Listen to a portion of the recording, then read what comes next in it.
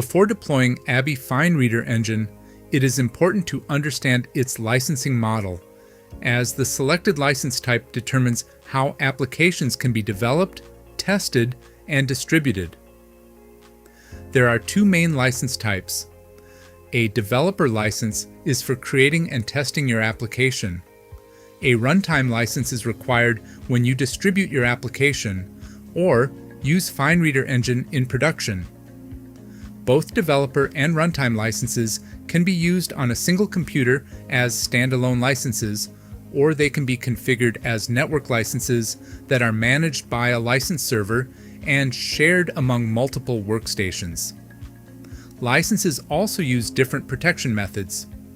Online protection uses an activation token to connect to ABBYY's licensing service and access the corresponding license.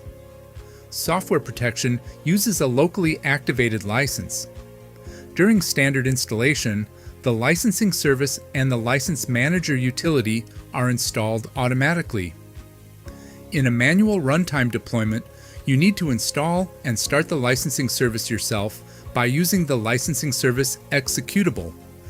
The licensing service is a background component responsible for managing ABBYY FineReader engine licenses during application operation.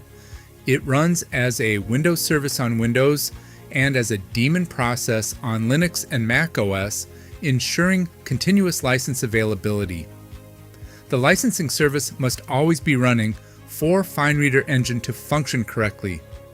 The License Manager utility is used to activate, deactivate, or update licenses. Another key element is the Customer Project ID, which identifies the specific application project and links it to the corresponding FineReader engine licenses. You will be required to provide this ID during installation. Without a Customer Project ID, the engine and code samples cannot initialize correctly. Once the license has been activated and successfully verified in accordance with the chosen activation method, the licensing stage of the deployment process is completed.